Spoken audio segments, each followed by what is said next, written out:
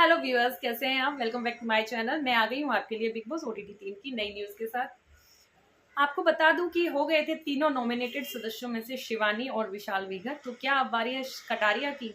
क्या कटारिया इनके trigger point पर है? तो चलिए देखते हैं क्या है पूरी बात। अब आपको बता देते हैं कि घर वालों ने कर लिया है कि इन तीनों की ग्रुप में से जो तीनों स्ट्रॉन्ग कंटेस्टेंट थे, इन तीनों को कैसे भी हमें निकालना है, क्योंकि तीनों ही डिजर्विंग थे। और अगर फिनाले में पहुंचते या टॉप 5 में पहुंचते तो मेकर्स के लिए भी बहुत बड़ी गड़बड़ हो सकती थी। मतलब मेकर्स जिसको चाह रहे थे उसको हो सकता है ये ना बना पाते विनर, और हो जाती कांटे की टक्कर, और उसमें नाम आता कि अब बिग बॉस फंस जाते कि किसको हम विनर बनाएं। तो इसके लिए उन्होंने क्या किया कि पहले ही एक ऐसा गेम लेके आए जिसमें कि तीनों लोग फंस गए। तीनों जो दोस्त थे, जो एक ग्रुप था पॉजिटिव ग्रुप, उनको तीनों को फंसा दिया। मतलब विशाल को, शिवानी को और कटारिया को, तीनों को ही एक ग्रुप में डाल दिया और तीनों को ही फंसा दिया।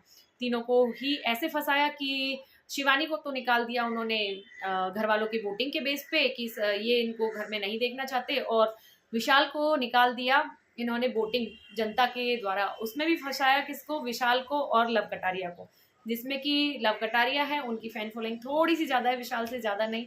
तो उसमें बट ऑब्वियस था कि विशाल ही निकलेंगे, लव कटारिया तो अभी नहीं जाने वाले। तो क्योंकि एक बार और बिग बॉस है ये करके देख चुके हैं, जब उन्होंने वो सांप वाला मतलब बाहर उनको बांध दिया था और चक्की वाला टास्क दिया था शिवानी ने और विशाल ने चक्की चलाई थी और उनके लिए।